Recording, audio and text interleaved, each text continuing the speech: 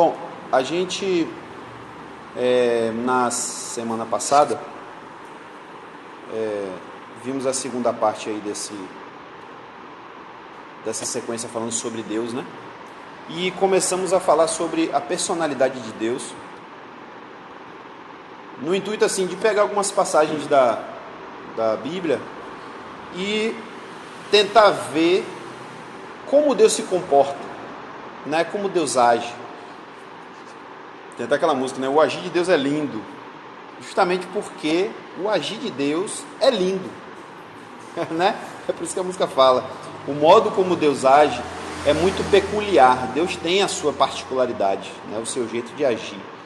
E dentre algumas que a gente já viu, a gente viu aí a questão da paciência, né? Deus é muito paciente.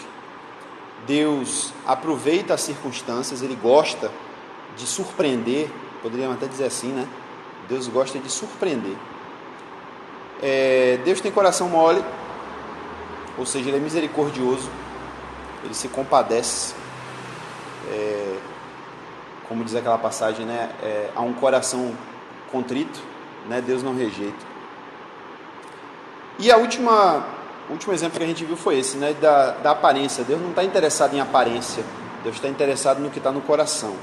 Inclusive, até abrindo um parêntese, às vezes essa frase, né, que virou um slogan, é usada às vezes fora de contexto, usada como um pretexto, né? Então, de repente, a pessoa está fazendo tudo errado e alguém vai reclamar e fala assim: mas Deus só se importa com o coração, Deus não se importa com a aparência. Não é bem isso que a passagem está dizendo, né? Não está dizendo que porque Deus só vê o coração, você não precisa tomar banho, você não precisa, como a própria palavra fala, se desviar da aparência do mal, né? Então não tem nada a ver. O que está dizendo é: Deus não se interessa pelo que externamente aparenta, né? Mas Deus olha o coração para saber a intenção. Então é por isso até que a Bíblia fala que nós não podemos julgar, porque nós não temos essa capacidade de olhar o coração, a gente só vê a aparência. Então às vezes a gente vê alguém fazendo uma coisa e a gente interpreta, a gente acha que aquilo está errado, mas quando você vai ver, a pessoa não está com a intenção de fazer aquilo errado. Pode ter sido um descuido, de repente a pessoa nem pensou no que você está pensando, né? Então nós somos orientados a isso, né? A não julgarmos, porque nós não temos essa capacidade. E agora, continuando, vamos ver aí que Deus gosta de um desafio. Deus gosta de, como a gente já viu anteriormente, né? Deus gosta de surpreender. E dentro dessa questão do desafio, peguei essa passagem de 1 Coríntios 1, 27 e 28, e que é muito interessante e que mostra esse lado de Deus, né? Esse lado de Deus de surpreender, de não fazer o que aparentemente ele talvez devesse fazer. Inclusive tem um livreto, na verdade, muito interessante, e que o autor, ele fala assim, que Deus faz questão de agir. Na verdade ele falava de Jesus, não era nem de Deus. Ele falava assim: Jesus faz questão de agir de um modo diferente daquele que as pessoas achavam que ele ia agir. E aí ele até fala assim: mas por que Jesus fazia isso? Só para aparecer? Só para chocar? Não. Jesus fazia aquilo porque é o jeito dele mesmo. E porque Jesus gosta de, como é que a gente pode dizer? Chamar atenção no bom sentido, né? Jesus gosta de despertar. Então, geralmente, quando ele agia de forma inusitada, né, seria o termo, ele pegava bem esse traço de personalidade de Deus aí. Então, 1 Coríntios diz o seguinte: porque, vede, irmãos, a vossa vocação, que não são muitos os sábios segundo a carne, nem muitos os poderosos, nem muitos os nobres que são chamados. Mas Deus escolheu as coisas loucas desse mundo para confundir as sábias. E Deus escolheu as coisas fracas deste mundo para confundir as fortes. E Deus escolheu as coisas vis deste mundo e as desprezíveis e as que não são, para aniquilar as que são, para que nenhuma carne se glorie diante dele. Então, a gente tem muitos exemplos práticos disso, né? Acho até que lá no retiro, se não me engano, o pastor Magno deu um exemplo bem interessante de falar assim, de repente, uma pessoa lá que tem aquele status todo dentro da igreja, na verdade ele contou como um fato, né? Uma pessoa que tinha um status, era um líder e tal, apareceu um demônio lá e o demônio acabou revelando que a pessoa estava vendo uma mentira. Ela estava fazendo tudo errado, mas na aparência, né, era um santo, era um todo poderoso. E aí o diabo foi e passou uma rasteira. E aí de repente veio de lá um jovem que ninguém dava conta. E aí o jovem foi repreender o demônio e o demônio teve que se curvar, né? Por causa do nome de Jesus. Então, isso é bem característico de Deus. Pegar o pequeno, o fraco e botar em destaque, né? Inclusive a própria história de Jesus reflete bastante isso. Eu acho, na minha opinião, que Jesus não precisava ter nascido pobre. Não precisava. Jesus não precisava ter nascido, vivido uma vida tão difícil. E Jesus viveu uma vida difícil. A gente não conhece a vida de Jesus na infância, na adolescência, né? A gente não conhece, a Bíblia não fala. Mas Isaías fala que ele era um homem que sabia o que era passar sofrimento. Em outras palavras, né? Era um cara que pegava no pesado. Ele sabia da dificuldade da vida, ele viveu isso na prática, né? E a gente tem várias até referências históricas, né, que comprovam que realmente Jesus não vivia uma vida abastada. Talvez ele não fosse tão pobre quanto a gente acha que ele era, né? Não passava dificuldade, não passava necessidade, mas Jesus não tinha opulência, né? Sabe lá se Jesus tinha mais do que um par de sandália, por exemplo, né? Que era uma realidade de muitas pessoas, na verdade. Então, Deus é meio assim. Então, assim, o que isso pra gente diz de importante? Não se preocupe de colocar diante de Deus problema nenhum, porque Deus gosta de desafio. Eu até já conversei isso com várias pessoas, na verdade, mas uma coisa que de vez em quando passa pela minha cabeça é que eu acho que a gente deixa de fazer algumas coisas grandes por Deus, né, em prol do reino, simplesmente porque a gente não percebe como Deus gosta de desafio. E eu vou dar um exemplo prático. Talvez uma das coisas mais fantásticas que a gente poderia estar fazendo como uma coisa normal era curar as pessoas. Até porque isso está lá dentro do planejamento de Jesus. Ele, quando fala para a gente ir a todo mundo pregar o evangelho, ele bota no bolo: orem pelos enfermos, eles serão curados, né? Orem, expulsem demônios. E às vezes eu fico pensando que eu acho que a gente devia ser um pouquinho mais ousado, porque quem é que cura? Sou eu ou Deus? Né? Então eu costumo dizer o seguinte: a cura é problema de Deus.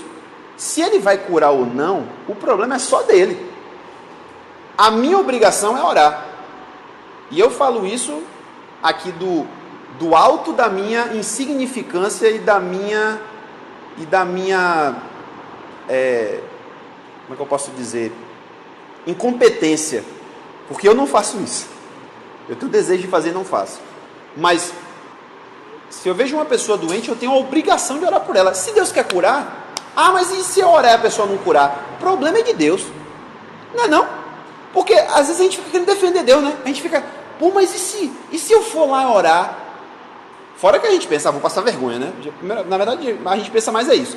Mas se você for pensar em Deus, você pensa assim, mas de repente eu vou orar, a pessoa não vai ser curada, ninguém vai acreditar mais, vai achar que é mentira, o nome de Deus vai ser até difamado porque aconteceu isso. A verdade é, problema de Deus, porque se é Ele que cura, não é você. E gente, isso é tão sério que você não precisa ser santo para orar por ninguém para ser curado, não. Você não precisa estar consagrado em jejum e descer do monte depois de 40 dias. Não é isso que garante cura, não é isso que garante resposta necessariamente, né? Embora tenha algumas respostas de oração que precisam de uma batalha, né? Mas o que eu quero dizer é, você não precisa estar, num nível espiritual para poder conseguir as coisas de Deus. Deus é misericordioso e Deus faz o que Ele quer. Então a própria questão da cura, tem pessoas que têm dom de cura? Tem pessoas que têm dom da cura. Não sei como é que se processa, mas imagino que talvez até Deus fale com a pessoa: aquele ali está com câncer, vai lá e cure ore que eu vou curar ele ali agora. Pronto, o cara tem o dom. Aí eu acho que esse cara que tem o dom, ele precisa zelar pelo dom dele. Ele precisa ter uma sintonia com Deus para que aquele dom funcione. Eu creio que sim. Mas a cura que eu estou falando aqui é aquela cura que Jesus mandou fazer por todos. Entendem? Então, é a questão do desafio aí. Talvez a gente esteja precisando, no melhor sentido da expressão, colocar Deus um pouquinho na fogueira. Talvez ele esteja querendo que a gente faça isso, né? Para poder, porque veja bem, acho que já falamos até isso aqui. Nunca ninguém vai provar que Deus existe cientificamente. É impossível provar. Assim como é impossível provar que ele não existe. Não tem como. Deus é espírito, está lá, né? Numa outra dimensão. A gente nunca vai ver Deus como seres humanos. Então, assim, nunca vai provar que Deus existe. Mas se você faz as obras de Deus, você é a prova viva, né, de que Deus existe. O próprio Jesus falou isso. Ele falou assim: olha, se vocês não creem em mim, creiam pelo menos nas obras que eu estou fazendo em nome do meu Pai. Em outras palavras, né? Vocês dizem que creem em Deus, mas não creem na verdade. Mas creiam pelo menos pelo que eu estou fazendo. Quem é que faz isso? Quem é que ressuscita um morto? Quem é que cura um cego de nascença? Né? Então, é assim que a gente vai provar ao mundo que Deus existe. Não tem outra maneira, né? Outro ponto aí, sobre Deus. Deus é ciumento. Você sabia disso? Deus é ciumento. Percebam que, do ponto de vista humano, geralmente o ciúme é tido como uma coisa negativa, né? Como uma coisa ruim. Na verdade, a própria expressão original que origina, né, essa expressão ciúme, ela tem um sentido de zelo, de ter zelo por alguma coisa. Então, por exemplo, minha esposa teve toda a razão de ficar triste, porque um dia, estou dando um exemplo, tá? Um dia nós estávamos passando, alguém mexeu com ela, eu não falei nada. Por que ela poderia ficar chateada? Porque, poxa, você não zela por mim? Você não preza pela minha pessoa? O cara me desrespeitou, né? Eu me senti desrespeitado e você não fez nada? Então, esse ciúme é positivo. Concordam comigo? Seria um ciúme positivo, né? O ciúme se torna negativo quando ele se torna uma coisa doentia. Então aí já não é mais zelo. Aí já é uma coisa, geralmente, né, quando é um ciúme doentio, já é uma coisa mais de posse. Então o cara acha que é dono daquela pessoa, daquela coisa, né? Não quer que ninguém toque, enfim. Mas Deus é assim. Deus não quer ninguém mexendo com a gente. E especificamente falando do povo de Deus, que na verdade o que a Bíblia fala é isso. E é essa passagem aí, né? Duas passagens na verdade, uma de Osés e outra de Tiago. A de Osés fala: e o Senhor me disse: vai outra vez, amam a mulher, amada de seu amigo, contudo adúltera, como o Senhor ama os filhos de Israel, embora eles olhem para outros deuses e amem os bolos de uvas. Isso aqui, me perdoem se soar muito mundano o que eu vou falar, mas isso aqui é uma música de arrocha. Isso aqui é um marido traído que está reclamando porque a mulher traiu ele. É isso aqui. Deus estava falando com o profeta. E olha, essa é uma das passagens que retratam isso. Mas a gente tem outras, tem algumas passagens de Isaías, por exemplo, que eu até não lembrei, podia até ter trazido. Mas tem passagens de Isaías que chegam a ser pesadas. Deus chega a dizer assim, que Israel se encantou, se apaixonou por outros homens, comparando, né, com uma mulher, se apaixonou por outros homens, sabe por quê? Porque eles eram bem dotados. Isaías fala isso. Então, dizendo com todas as letras, Israel para mim é uma esposa adúltera, é uma prostituta, é uma esposa que se tornou prostituta, porque ela estava indo, né, atrás de outros deuses. E é isso que está sendo dito aqui. Então, como não ser ciumento numa circunstância dessa, né?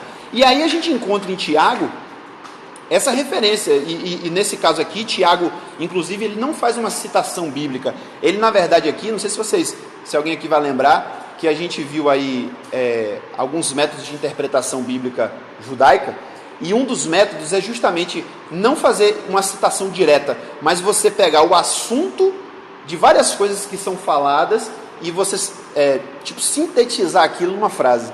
É o que Tiago fez aqui. Você não vai achar essa passagem, o Espírito que em vós habita tem ciúme. Você não vai achar isso. Mas ele está resumindo esse conceito bíblico. O Espírito de Deus tem ciúme de nós. E ele habita em nós. Então, olha como isso é profundo, porque enquanto a gente tem a figura de Deus e Israel, Deus o marido, Israel a esposa, e aí Israel se afasta de Deus e vai procurar outros deuses e tal, agora a gente tem uma figura muito mais complexa, porque não é mais Deus aqui e você aqui, é você aqui e Deus aqui. Deus está dentro de você. Não estou exagerando não, né? Alguém acha que eu estou exagerando? Não é isso mesmo que acontece? Deus não está dentro de cada um de nós através do seu Espírito? Então aí você imagina quando você toma uma atitude que deixa Deus com ciúme. Ou seja, quando você vai atrás de alguma coisa ao invés dele, por exemplo, né? A Bíblia fala que qualquer coisa que toma o lugar de Deus é idolatria. Então a gente pode talvez unir uma coisa com a outra aí, dizendo que toda vez que você vai, você dá prioridade a alguma coisa à frente de Deus, o ciúme de Deus está lá queimando. Porque o que Deus quer não é isso. Deus quer você todo. Deus não quer você pela metade. É aí onde entra essa questão mais profunda do ciúme de Deus. Deus não quer só um pedaço de você. Deus não quer só o seu domingo. Deus não quer só alguns momentos seus durante a semana. Deus quer você toda hora. Ou seja, Deus não quer você só nos momentos de devocional, porque honestamente não é todo mundo que consegue fazer muito mais do que uma hora de devocional. Acho que se a gente for fazer uma pesquisa aí, a gente vai achar talvez uma média aí, talvez umas pessoas que graças a Deus têm mais tempo, talvez consigam orar mais tempo, né? Mas eu duvido que a maioria consiga orar, por exemplo, e fazer um momento de meditação todo dia 1 hora, porque a vida está muito corrida, né? É muita coisa. Mas o que eu estou dizendo a vocês não é desse momento, eu estou falando do dia todo. Deus quer você o dia todo. E aí Paulo vem e fala uma coisa que às vezes soa enigmática. Ele fala, orai sem cessar. Mas como é que eu vou orar o dia todo? Se você entender que orar é conversar com Deus, dá para você conversar com Ele o dia todo. Agora, se para você oração é aquela cerimônia, que você se ajoelha e tal, igual os muçulmanos, né? Você se ajoelha, faz um negócio, tal, aí fica mais complicado, né? Aí, quem sabe, você pode fazer igual o muçulmano 5 vezes por dia, né? Se conseguir. Meio difícil na nossa realidade, né? Então, lembre-se disso, tá? Deus tem ciúmes de você. Mais uma. Acho até que é a última, deixa eu ver. Não, ainda não. Essa, graças a Deus, Deus é justo. Essa passagem de Ezequiel, eu sou fã dessa passagem de Ezequiel. E eu estava, inclusive, me lembrando dela recentemente, nessas questões todas de escândalo político, né, e tal. E muita gente estava comentando assim, tentando defender, e eu não vou aqui defender nem atacar, tá? Só vou citar a coisa, tá? Só para deixar claro. As pessoas tentando defender Lula, porque estão querendo criminalizar Lula por causa disso e daquilo, e já falando até de pedido de prisão e tal. E aí o pessoal sempre vem com a mesma conversa. Poxa, mas Lula fez isso. Lula tirou o povo da pobreza. Lula criou o Bolsa Família. Lula, né? Lula é o pai dos pobres, né? O novo pai dos pobres. E aí só me vinha na cabeça essa passagem. Eu vou resumir aqui. Na verdade, esse pedacinho não resume tudo não. Eu vou ler, mas depois eu vou resumir ela. Que pensais vós os que usais essa palavra na parábola na terra de Israel, dizendo: os pais comeram uvas verdes e os dentes dos filhos se embotaram? Vivo eu, diz o Senhor Jeová, que nunca mais direis esta parábola em Israel. Eis que todas as almas são minhas, como o é a alma do pai, assim também a alma do filho é minha. A alma que pecar, essa morrerá. Aí o que ele diz lá na continuação? Ele fala assim, ó: se um homem for um homem ruim, bandido, ladrão, ele certamente vai morrer. Agora, se ele se arrepender e se consertar e deixar de ser ladrão, eu vou mudar de atitude em relação a ele. Então ele não vai morrer mais. Glória a Deus, né? Deus é bom. Agora ele fala o contrário também. Ele fala o seguinte: se um cara é justo, faz tudo o que é certo, cumpre todos os mandamentos, cumpre todas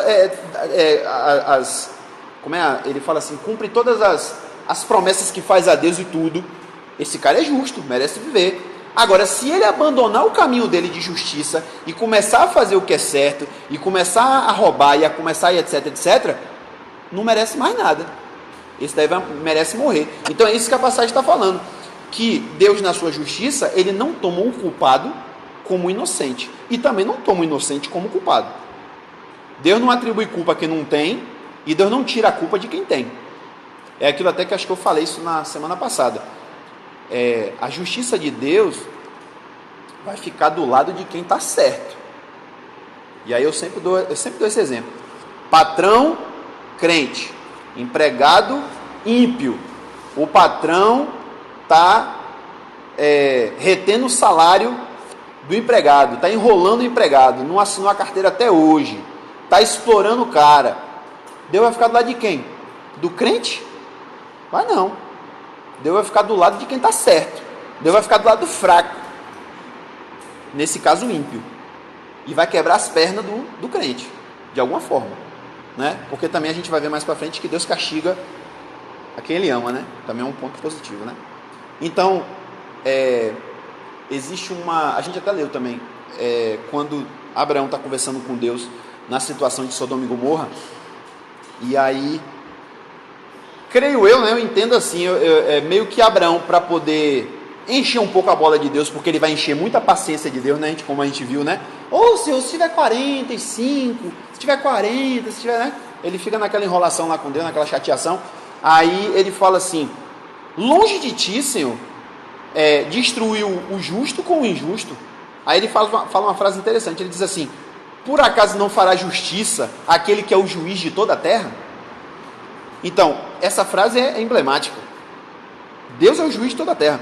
Não existe nada que você possa pensar que seja mais justo do que Deus. E eu digo isso porque até às vezes nós que somos crentes cometemos algumas falhas com Deus. Por exemplo, quer ver um exemplo? O inferno é uma figura muito, muito dura. É uma coisa muito difícil de aceitar. Eu não sei se alguém aqui tem dificuldade de aceitar o inferno. Eu não tenho. Sério mesmo, eu não tenho facilidade em aceitar o conceito do inferno, de que as pessoas vão para lá e vão ficar lá eternamente sofrendo. Mas fato é o que a Bíblia fala, tá? A Bíblia não é o que a Bíblia ensina. Não existe como você inventar outra coisa, como muita gente inventa, né? Então, dentro até dessa dificuldade, algumas pessoas crentes, alguns cristãos evangélicos, protestantes, pensam assim: não, Deus não pode ser tão cruel assim. Deus não pode ser tão ruim a ponto de pegar uma pessoa que até foi boa durante a vida, a pessoa era boa, ela só não creu, e jogar ela no inferno para ela viver a vida toda ela sofrendo. Não, velho. Não é. Deus não é assim, não. Deus é bom. Deus não é ruim, não. Aí começa a inventar. Como é que eu posso, então, entender isso? Aí existe uma tese que diz: Deus vai deixar o povo lá até que os pecados sejam pagos. Então, uns acreditam que a alma do cara vai simplesmente deixar de existir. É a teoria da aniquilação, né? Então, a alma do cara vai deixar de existir, não vai para lugar nenhum, ela vai virar pó, se é que é possível, né, virar pó. E outra corrente fala: não, esse povo, depois que passar por esse processo, eles vão para o céu. É meio que aquela história do purgatório, né? O inferno seria, e isso, eu não estou nem falando do purgatório, porque existe também a ideia do purgatório, mas nesse caso existe uma ideia de inferno parecida com o purgatório. Então existe o inferno, não existe o purgatório, mas o inferno é temporário. Bom, eu sinto dizer que a Bíblia não dá ideia disso, tá? A Bíblia dá a ideia de que é eterno mesmo. Mas o que eu quero dizer a vocês com isso é o seguinte: a gente fica querendo ser mais justo e mais bom do que Deus. Você crê que a Bíblia é a palavra de Deus? Se você crê, então você tem que crer que o que está escrito lá está certo. Sua interpretação daquilo é irrelevante. Se a coisa está muito clara, como é o caso do inferno, está muito claro lá. Então, assim, a interpretação que você fizer para poder, de repente, sua mente aceitar melhor, só interessa a você, porque não muda a realidade. Agora, a gente tende a querer ser mais justo do que Deus, né? Então, quando você pensa assim, você está pensando, mas Deus não pode ser tão ruim assim. Não é possível. Tem gente que acaba até, de repente, até desacreditando de Deus por causa disso, né? Porque acha que Deus não é tão justo quando ela achava que era. Ou seja, ela é mais justa do que Deus, né? Então, isso é uma coisa muito complicada. Mas Deus é justo, justo, justo. Não tem ninguém mais justo que Ele, não. O que Ele faz está certo. E, acho que agora aqui é o último. Não, ainda não. Deus castiga aos seus filhos por amor. Isso está em Provérbios 3,12, porque o Senhor repreende aquele a quem ama, assim como o pai ao filho, a quem quer bem. Isso é uma coisa que também às vezes é um pouco difícil as pessoas entenderem. Eu acho, na minha opinião, por uma certa ignorância, né? Porque se um pai vê um filho fazendo uma coisa que vai levar ele à morte, né, ou que vai desviar ele do caminho certo, ele repreende aquele filho. Na melhor das hipóteses, ele vai dar um grito no filho: menino maluco, sai daí, né? No mínimo ele vai fazer isso. Mas quando eu agora mesmo sou pai, eu sei bem como é esse esquema, né? Hoje mesmo pensei isso, não estava nem pensando no estudo, mas pensei isso. Eu estava com preguiça de repreender Kalel. E eu chamei ele para fazer uma coisa, ele não fez. Chamei de novo, ele não fez. Chamei a terceira vez, ele não fez. Então lá em casa é assim, a gente conta até 3. Aí eu falei, Kalel, eu vou contar até 3 para você ir mudar sua roupa. Aí beleza, ele foi lá para dentro e eu perdi ele de vista. Achei que ele estava brincando. Aí eu fiquei pensando assim, rapaz, o certo é eu ir lá e botar ele de castigo. Mas eu tô com uma preguiça. Aí eu fiquei assim, pensando nisso. Aí depois que eu terminei o que eu estava fazendo, eu vou lá. Aí fui, por causa da responsabilidade, tipo assim, eu tenho que repreender ele, porque eu já chamei ele 3 vezes, já contei até 3, e ele não fez, mas que bom, quando eu cheguei lá, ele estava tentando tirar a calça, na verdade, ele estava, não foi, amor? A calça ficou presa no pé, não foi? Hoje de manhã? Então assim, por que eu faço isso? Porque eu quero educar ele, porque eu quero que ele se torne futuramente um homem de bem, mas eu na verdade, meu objetivo é a curto prazo. Eu quero que daqui a uns 2, 3 anos, ele me obedeça naturalmente. Eu não quero ter que ficar brigando com ele. Eu não quero que ele chegue na adolescência e eu tenha que ficar perdendo a paciência com ele. Na verdade, eu estou pensando até muito em mim também, né? Não só nele, mas também nele. Então, um pai que ama o filho age assim. Deus ia agir diferente? Então, observe que Deus tem os seus métodos, né? Então, Deus conhece cada um aqui, Deus sabe como agir com cada um. Da mesma forma que um pai que tenha vários filhos, ele sabe aquele filho que é muito rebelde, e ele tem que agir de uma forma diferente. Tem aquele filho que é um pouco, né, assim, indisciplinado, e ele tem que agir de uma outra forma. Cada filho tem um jeito de lidar. Deus é da mesma forma. O serviço que Deus presta a você é customizado. Né? É customizado, serve só para você. É por isso até que nós temos que tomar cuidado de não tomar nossa experiência como padrão. Nem sempre o que vai acontecer com você vai acontecer com o outro e vice-versa. Às vezes as pessoas querem pegar o que Deus fez com a outra pessoa e para aplicar nela. Não é assim que funciona. Porque cada um é um, né? Então de repente você olha até reclama, poxa velho, o cara ali está bem sucedido, Deus está usando o cara, Deus não apertou o cara nem um pouquinho. E Deus está me apertando. Deus está te apertando porque tu está reclamando. Entendeu agora? Porque Deus está te apertando. O outro não reclamou. Então Deus não precisou apertar ele, né? Obrigado. Então, tenham em mente isso é muito importante também, porque se você quer chegar em algum lugar com Deus, você tem que aceitar o tratar de Deus na sua vida. E eu vou até dizer a vocês assim, eu particularmente, não concordo com a afirmação de que todo mundo tem que passar por um deserto para poder Deus agir na vida. Eu não concordo. Eu acho que isso depende de cada pessoa. Tem gente que precisa passar. Quando a gente vai ver, por exemplo, a situação de Israel, por que Israel ficou 40 anos no deserto? É porque Deus queria ensinar alguma coisa a eles? Vocês lembram por que eles passaram? Foi para ensinar nada não, velho. Foi para aquele povo morrer. Deus deixou eles no deserto para morrer. Agora, claro, nós estamos falando de uma nação, né, que se perpetua. Não estamos falando de uma pessoa. A gente não pode aplicar as mesmas, né, os mesmos pormenores. Mas o objetivo de Deus é, olha, nenhum de vocês vai entrar na terra. Ninguém, porque vocês foram desobedientes. Vocês se desviaram do que eu estou falando. Não sei quantos anos eu falando e vocês se desviaram. Então, ó, a partir de agora tá certo. Ninguém vai entrar, nem Moisés vai entrar. Ô Senhor, o que foi que eu fiz? Cala a boca. Só vai entrar Josué e Caleb. E os filhos, né, dos que nasceram foram os que entraram. Então, assim, o deserto de Israel foi por causa da desobediência. Foi por causa da dureza de coração. Então, talvez, não estou nem afirmando, eu estou supondo, talvez aquelas pessoas que precisam passar por um deserto são aquelas que são mais difíceis de serem tratadas.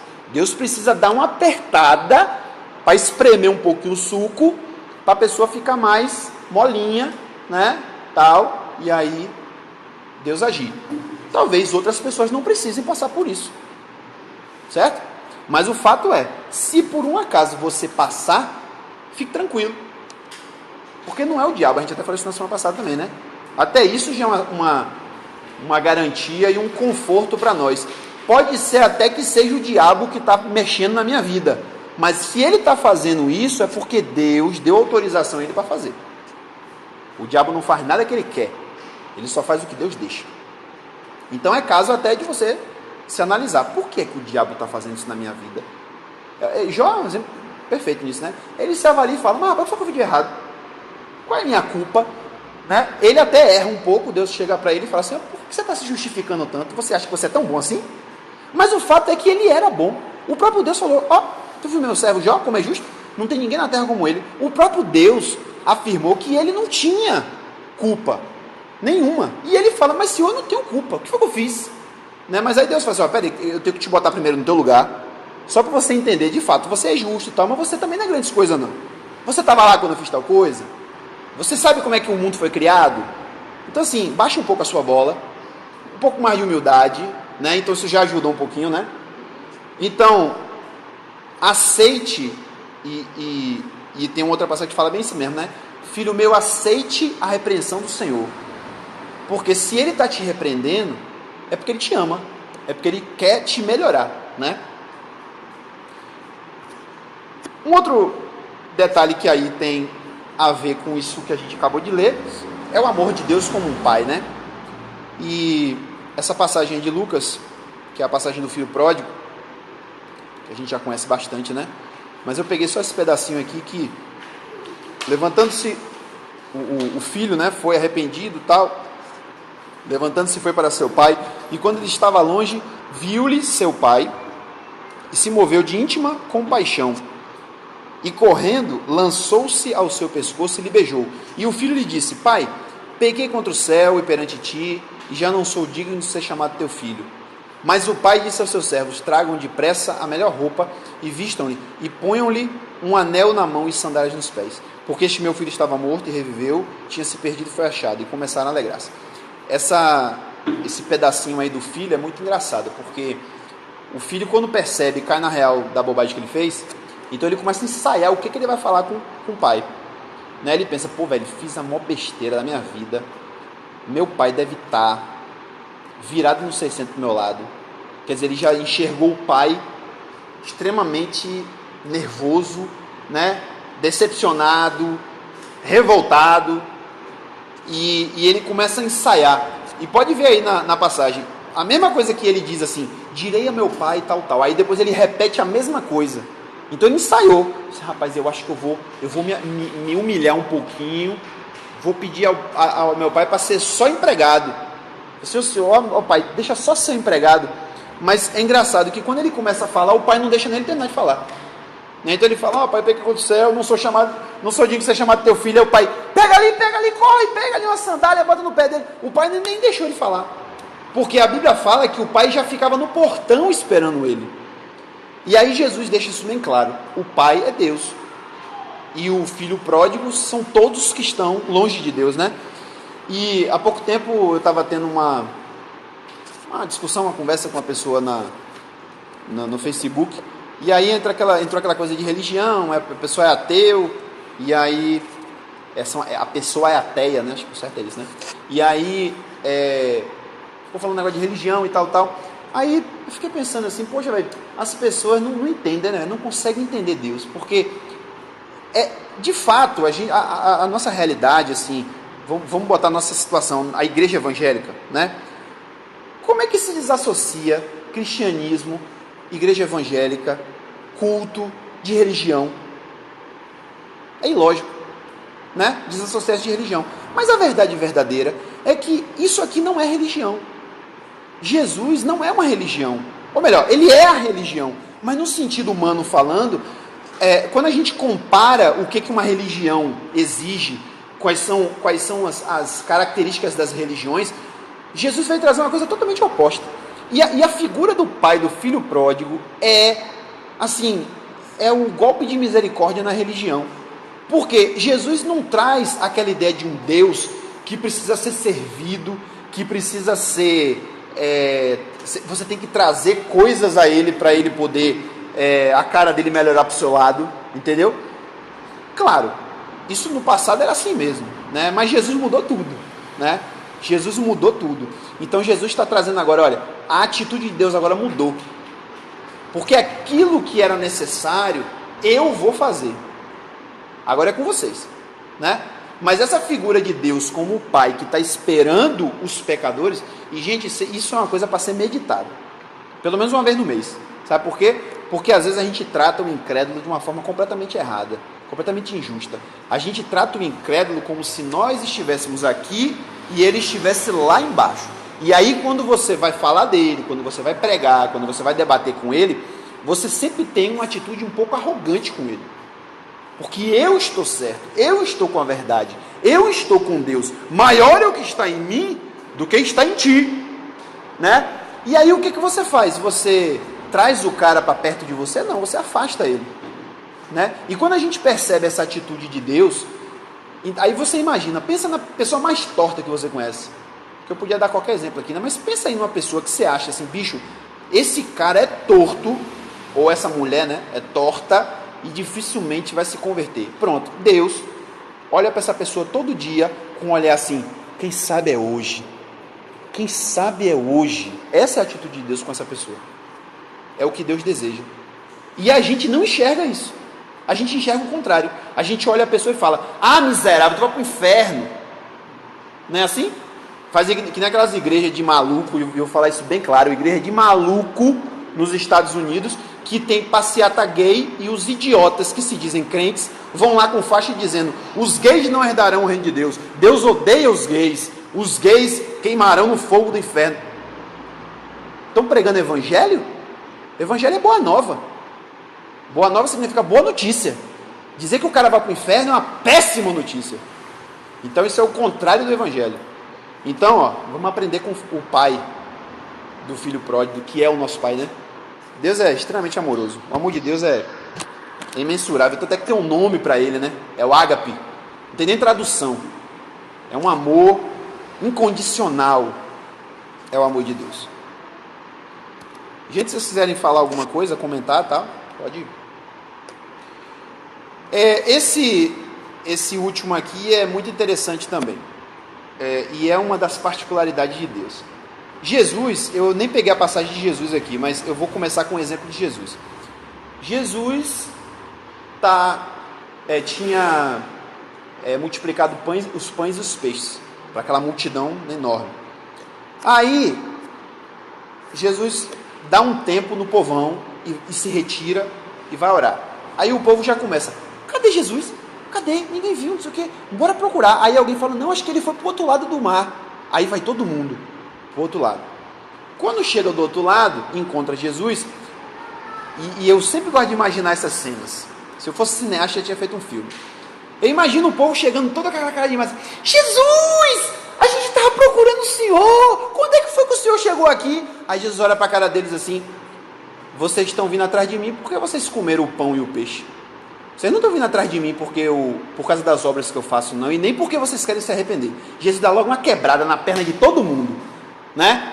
Aí começa a falar umas coisas pesadas. Eu vou dizer logo a verdade para vocês. Se vocês não comerem da minha carne e não beberem do meu sangue, nenhum de vocês vai ter parte comigo. E começa só a falar de carne e sangue, de comer carne e comer sangue. Daqui a pouco um vira pro outro e fala, rapaz, essa conversa aí é de doido, né? A Bíblia fala que o povo falou assim, dura esse discurso. Aí a Bíblia fala, a partir daquele momento, muitos dos que seguiam Jesus abandonaram ele.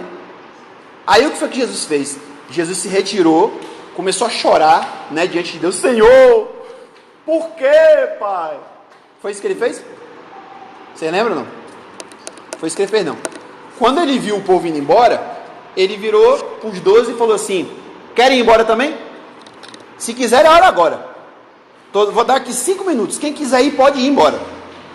Jesus fala isso claramente para os discípulos. Se vocês também não querem ir, não? E aí Pedro fala, né? Senhor, para onde iremos? Se só o Senhor tem as palavras de vida eterna. Eu acho que naquela hora Jesus estava muito irritado. Eu acho. Porque Jesus também dá uma cortadinha em Pedro. Pedro fala uma coisa até bonita, né? Ô Senhor, dá até vontade de chorar. Ô Senhor, para onde iremos? Só o Senhor tem as palavras de vida eterna. E Jesus vira para ele e fala assim, eu não escolhi 12, um é diabo. Esse é o final da conversa de Jesus. Eu acho que Jesus estava muito chateado naquela hora. Mas o que isso revela? Jesus não está nem aí para número. Jesus não está nem aí para a igreja evangélica cheia de gente. Jesus está interessado em quem está de fato pronto. Jesus está interessado em quem come a carne dele e bebe o sangue dele. É nesses que Jesus está interessado. E essa passagem aqui mostra essa atitude de Deus. Porque Jesus reflete, né, a atitude de Deus. Deus rejeita aquelas pessoas que rejeitam Ele. Em outras palavras, Deus não fica mendigando ninguém, não. Deus não fica paparicando ninguém, não. Se o cara rejeitou, Deus fala assim, beleza, irmão, então faça o que você quiser da sua vida. Pode parecer até que é duro isso, pode parecer que é Deus que não liga. Mas não é isso. É porque se Deus sabe que aquelas pessoas estão rejeitando a verdade, estão escolhendo a mentira, o que Deus vai fazer mais? A gente até já comentou isso aqui, ou não, nem lembro, mas até procurei uma passagem na Bíblia, vou ser honesto, não achei passagem clara que fale sobre isso, mas é uma coisa que está implícita, né? Talvez seja uma coisa até para ser revista, mas Deus não controla a vida de ninguém, Deus não converte ninguém. Então, Deus não vai, eu estou afirmando, Deus não vai converter o marido da irmã Maria. Deus não vai converter o filho do irmão Zé. Não vai. A pessoa é que tem que crer. O que Deus pode fazer, Ele tem poder para fazer isso, e Ele tem 1000 truques, né? Deus pode criar circunstâncias para levar uma pessoa a uma situação em que a pessoa abre os olhos. Mas a verdade, gente, é que tem gente que tem um coração tão duro que não vai adiantar nada. Deus pode jogar o cara na cama, curar ele e não vai adiantar nada, porque ele não vai crer em Deus. E Deus já sabe disso, o detalhe é esse, né?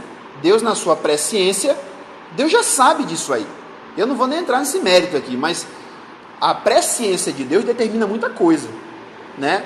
Eu mesmo sou da opinião que Deus não perde tempo com quem Ele sabe que não vale a pena perder tempo. Eu acho. Porque se Ele sabe que aquilo não tem futuro, Ele vai perder tempo para quê? Está entendendo? Não é por maldade, não é porque Deus rejeita a pessoa. É porque Ele sabe que a pessoa vai rejeitar Ele eternamente. A pessoa não quer, não importa. Então a Bíblia fala o seguinte, isso é só uma das passagens que mostram isso. Segundo aos Tessalonicenses 2, 11 e 12. Por isso Deus lhes enviará a operação do erro para que acreditem na mentira, de modo que sejam julgados todos os que não deram crédito à verdade, antes tiveram prazer na iniquidade.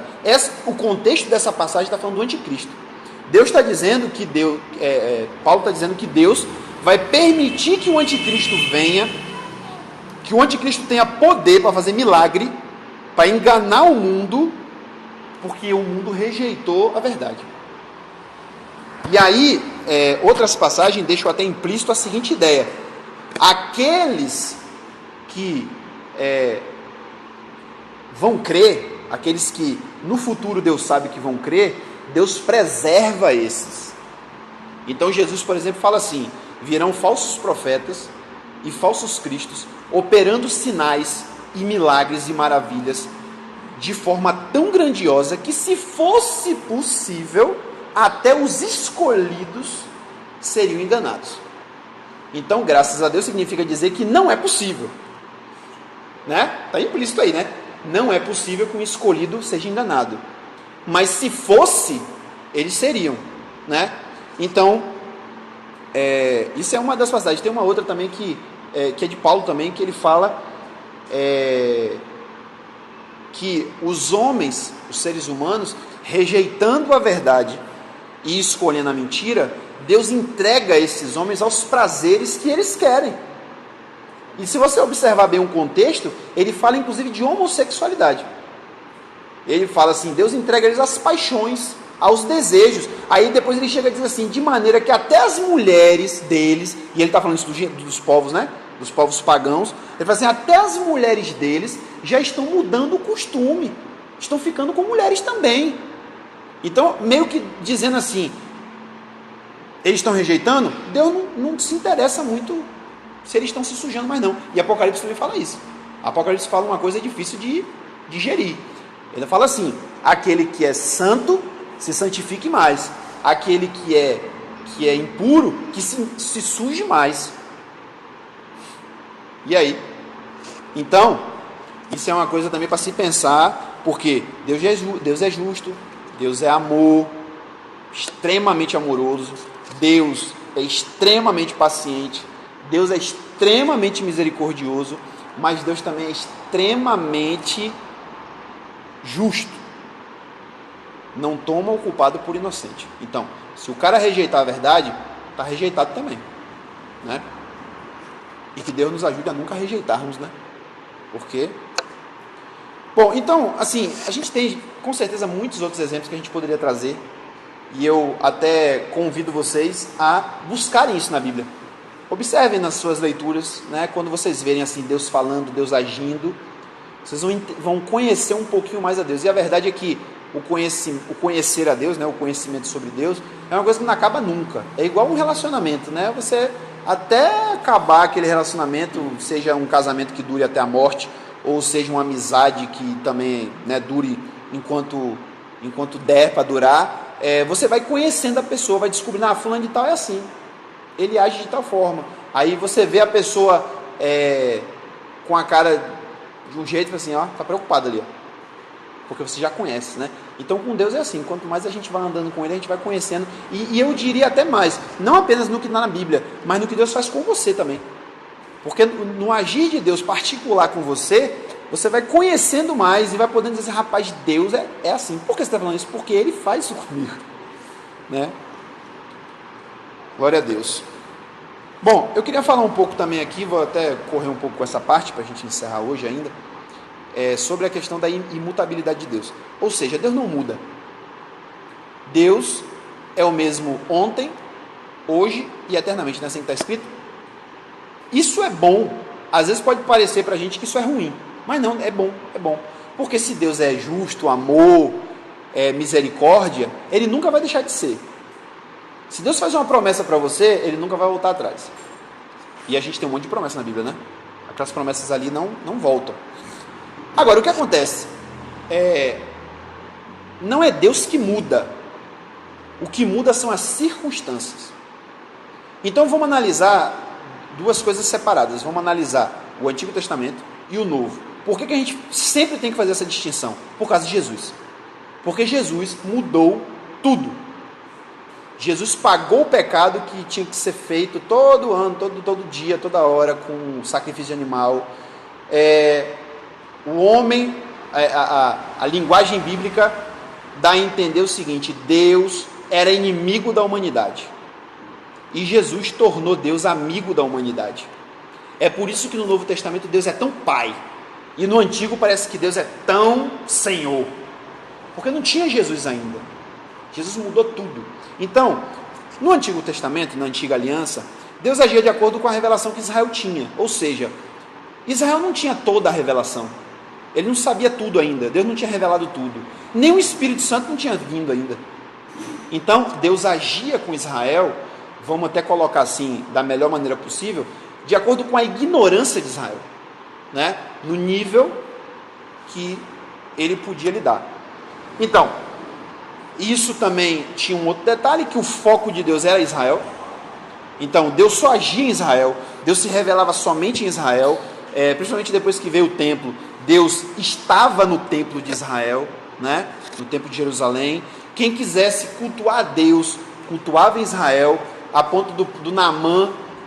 Naamã se converte, tem que voltar para a terra dele e fala com o profeta: eu posso levar um pouquinho dessa terra? Porque aí quando eu estiver lá na minha terra, que eu não vou poder ficar aqui, eu vou ter um lugar, né, para botar aquela terra, e é como se eu estivesse adorando a Deus aqui. Olha o coração desse cara, né? E aí o profeta: não, tranquilo. Eu até entendo a reação do profeta, né, como é que fala? A aprovação do profeta como um sinal da aprovação de Deus, né? Deus aprovou aquilo ali que ele falou, até dele dizer assim: olha, fala com Deus também aí, para ele me desculpar, porque quem apoia a mão do rei sou eu. O rei se apoia em mim para tudo. Então, na hora que ele vai no culto ao Deus dele lá, ele fala o nome do Deus, né? Que eu não lembro agora qual é.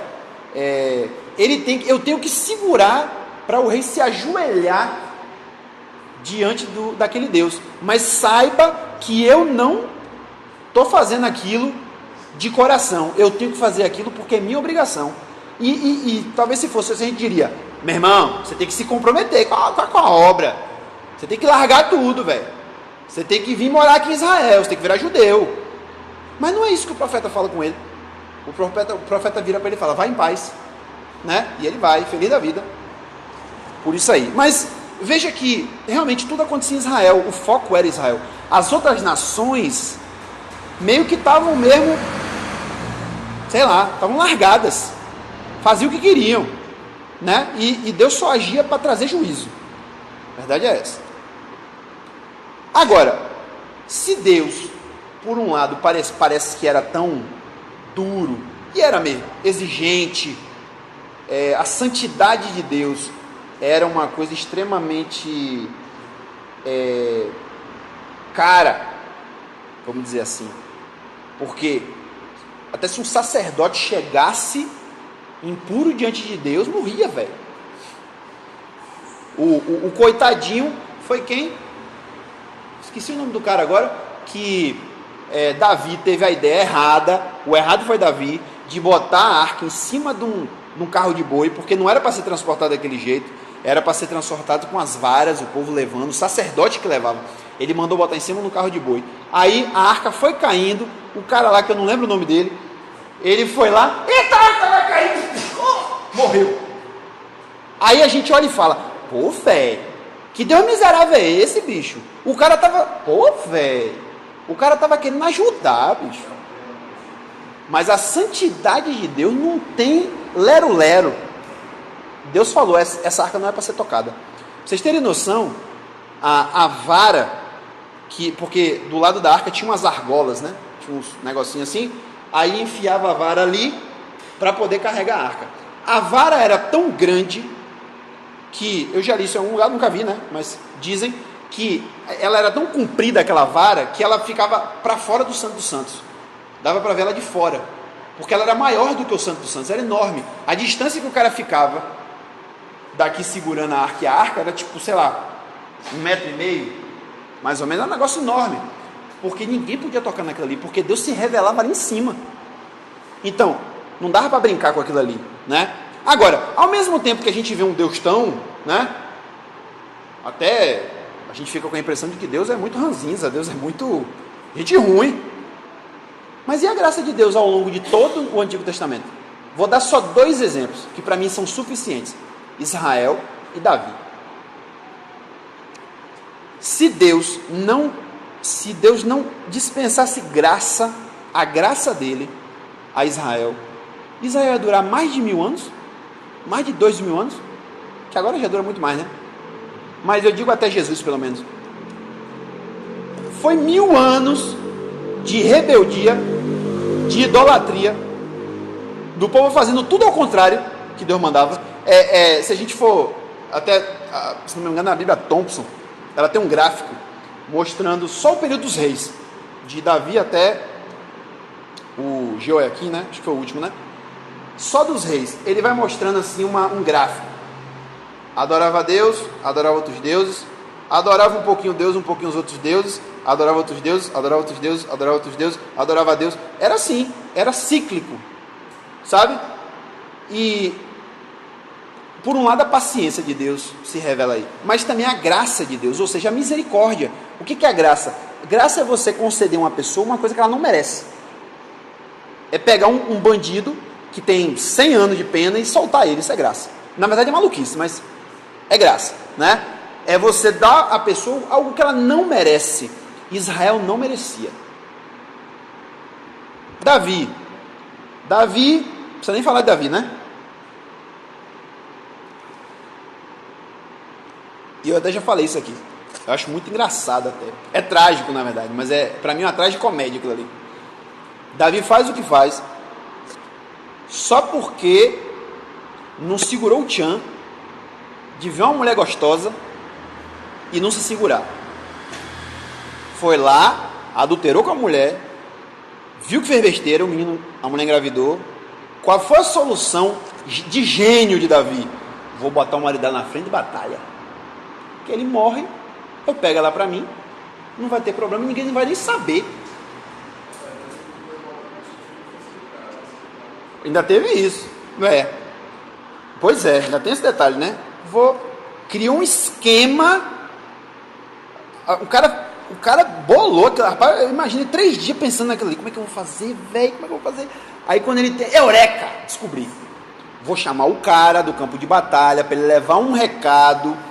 Ele vai em casa, tá na guerra há um tempão, né?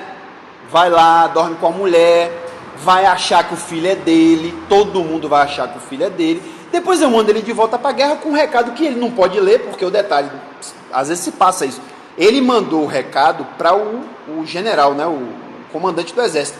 Ele não podia ler aquilo porque tinha o selo do rei. E ele era um cara fiel ao rei. Ainda tem esse pior detalhe. Era um cara fiel ao rei, era um cara que respeitava o rei. Era um cara que praticamente era amigo do rei. Tanto é que morava perto da casa do rei, né? Porque para o rei poder olhar a mulher dele tomando banho, não deve ter sido de longe, né?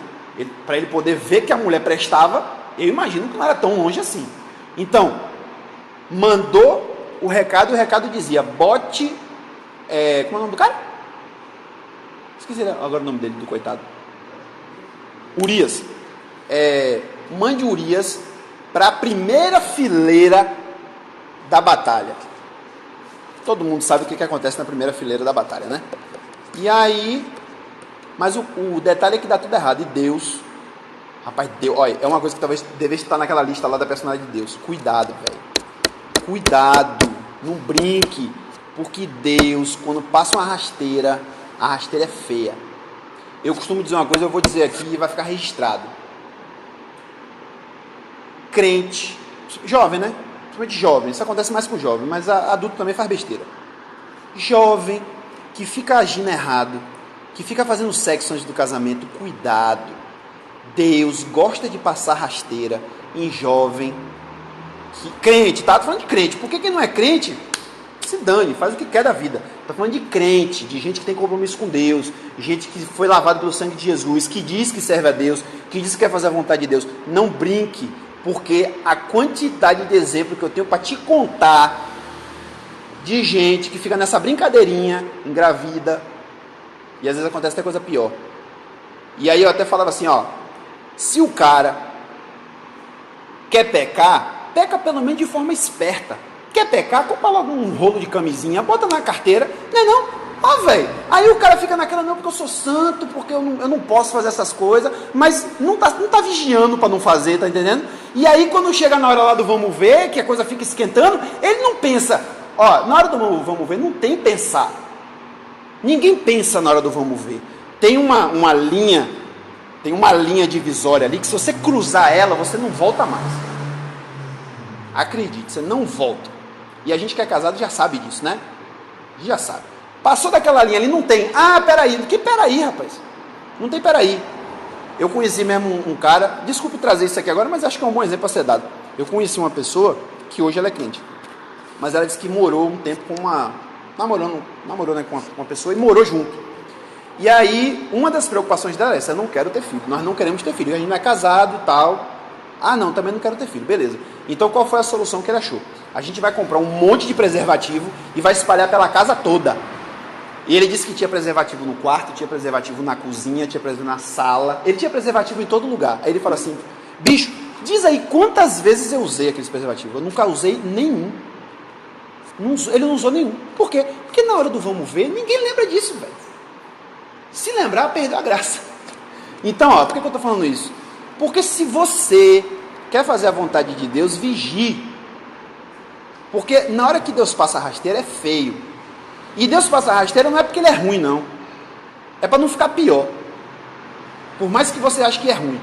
Mas é para não ficar pior. Então, ó, Davi fez aquela besteira toda, aquela maluquice toda dele. Estava tão cego, que até quando o profeta foi falar com ele, ele não percebeu que era ele, né? Quando ele percebe que ele cai em si, a primeira coisa que vem na mente de Davi é o óbvio: vou morrer. Primeiro, Deus vai tirar o espírito dele de mim, né? Se Deus não quiser me matar e quiser me torturar, vai me fazer igual aconteceu com Saul.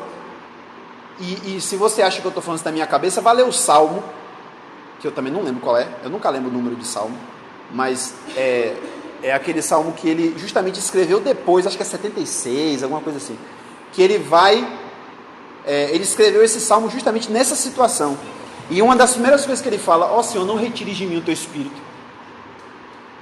Davi falou aquilo com medo, porque se por muito menos, Deus tirou o espírito de Saul, e veio um espírito imundo, né? E aí se apossou dele. Então, o que acontece com Davi? Deus mata ele? Deus tira o espírito dele? Não. Deus fala assim, através do profeta: não, fique tranquilo, seu pecado foi perdoado. Se isso não é graça, eu não sei mais o que é graça. Porque Davi, aquele miserável, tinha que morrer. Ele mesmo falou: o que deve acontecer com aquele cara? Não, eu vou exigir que tudo que ele tem vai para o cara que ele roubou. E esse cara vai ser trazido da minha presença, eu vou matar ele. Ele vai ser morto. Então a sentença que ele deu para o cara era a sentença dele, né? E a graça de Deus se revelou. Então assim, não caiam na conversa ou até na impressão de que o Deus do Antigo Testamento é diferente do Novo. Não é. Porque a graça de Deus já estava lá no Antigo Testamento. Assim como a severidade de Deus também. A justiça e a santidade de Deus, né? Então, acaba que o zelo de Deus era mais proeminente, ficava mais em evidência. Mas não quer dizer que a graça não estava lá. Agora, olha o que acontece no Novo Testamento. A vinda de Jesus mudou tudo. Então, agora o Espírito Santo é dado para todo mundo. Creu? Espírito Santo. Creu em Jesus, selado com o Espírito. Já muda de figura, né? Antigamente só quem tinha o Espírito era o rei, era o profeta, era o sacerdote. Agora, todos nós aqui que não somos nada, somos meros nós, temos o Espírito Santo. Como dizia o pastor, perdeu de dar um glória, né? Glória a Deus, nós temos o Espírito Santo. Então agora o agir de Deus com a gente é íntimo. Aquela história que eu falei, era Deus aqui, o povo aqui. Agora Deus está dentro de nós. Onde você vai, Deus está com você. É por isso até que a gente às vezes fala errado. A gente não vem à igreja para buscar Deus. Deus não está aqui. Deus está com você onde você for. Eu sempre digo o seguinte: para mim, o objetivo da igreja é isso aqui, ó, é nós juntos. Nós juntos cultuando a Deus. Aí sim. Mas eu não preciso de ninguém para cultuar a Deus. Eu não preciso de ninguém para buscar a Deus. Né? Para Deus falar comigo, para Deus agir na minha vida, eu não preciso de ninguém. Agora eu preciso de alguém para me ajudar a crescer espiritualmente. Eu preciso de compartilhar, eu preciso do seu dom. E você precisa do meu. Né? Aí é por isso que existe igreja. Mas todo mundo tem o Espírito Santo. A porta da graça foi aberta a todas as nações. Então agora não é só mais Israel, só Israel. Agora Deus quer todo mundo. Deus está preocupado, escancarou a porta, na verdade, né? Paulo fala até da barreira. Não tem mais barreira entre gentios e judeus. A graça de Deus agora se tornou mais evidente. Então a gente não vê, por exemplo, Deus destruindo nações. A gente não vê Deus tratando nem com a igreja da maneira que ele tratava com Israel, de até dizer assim: vou entregar vocês aos inimigos de vocês, vou deixar a Receita Federal entrar aí e fazer uma apuração e vocês passar a cobrar imposto, né? Talvez é um exemplo idiota, mas talvez poderíamos usar esse exemplo, né? Então a graça de Deus fica evidente, mas olha, Deus continua tendo o mesmo zelo pelo nome dele. O mesmo zelo que Deus tinha pela santidade, pelo nome dele, ele continua tendo. E um exemplo disso é Ananias e Safira. É o melhor exemplo disso, né? Então, olha o que a Bíblia diz. Porque eu, o Senhor, não mudo, por isso vocês, ó filhos de Jacó, não são consumidos. Olha o lado bom de Deus não mudar, né? Porque se Deus mudasse, é aquilo que eu digo, se Deus fosse que nem eu já tinha mandado tudo para o inferno. Já, velho. Ser humano é miserável demais. E eu não estou nem pensando em Hitler, não, estou pensando em mim mesmo. Estou pensando em mim. Nós não prestamos. E Deus, por misericórdia, trata a gente com amor e tal, mas eu já tinha mandado tudo para os quintos dos infernos mesmo. Mas Deus não muda, por isso que nós não somos consumidos. E uma outra palavra que também entra dentro dessa questão aí do zelo, e detalhe, viu? Perceba, aquilo ali está revelando a graça de Deus, concordam comigo? Aquilo ali está no Velho Testamento. Agora, essa passagem aqui está no Novo. Não se deixe enganar, de Deus não se zomba, porque o que o homem semear, isso também colherá. Então, perceba que Deus não é só amor, só perdão, só misericórdia. Deus também é justiça. Então, aquilo que você ceifar, ou melhor, aquilo que você semear, você vai colher, né? De Deus não se zomba. A outra passagem diz, terrível coisa é cair nas mãos do Deus vivo, né? Isso está no Novo Testamento.